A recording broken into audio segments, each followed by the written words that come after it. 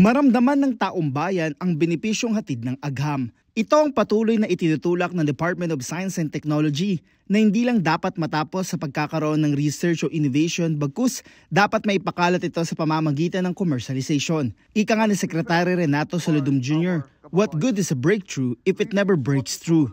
Mailagay sa merkado para mas marami pa ang makinabang. Yun yung ibig sabihin ng breakthrough na mag-breakthrough. So yung unang breakthrough, ito yung produkto, serbisyo, mga innovations na dapat ma-commercialize para mas maraming makinabang. So it will break through the valley of death ng commercialization. Dito pumapasok ang pagkakaroon ng suporta gaya na lang ng pagdaraos ng SALIC-SINC First National Impact Conference kung saan kalahok dito ang mga universidad, business sector at iba pang mga stakeholder. Ayon kay Saludum, patuloy na bumubuti ang level ng commercialization sa bansa. Patunay dito ang pagtaas ng ranggo ng Pilipinas sa Global Innovation Index na ngayon ay nasa 50th spot na.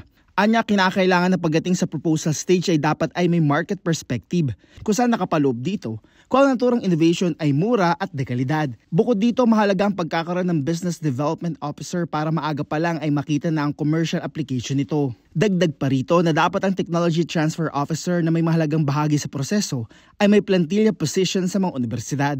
Anya, nakikipag-ugnayan ng DOST sa UK government para magkaroon ng Science, Technology and Innovation Policy para makatulong na mapabuti ang innovation sa bansa. Kasabay nito, binigyang din ni Saludum ang kalagahan ng ugnayan sa pribadong sektor. They are also potential investors and adopters of these technologies. And that is why it is critical for us to have this ecosystem, hindi lang sa researchers, technology transfer officers, business groups, and of course investors and government. Sa uli, binigyang din ng kalihim na dapat maramdaman ng publiko ang dalang tulong ng mga research o innovation.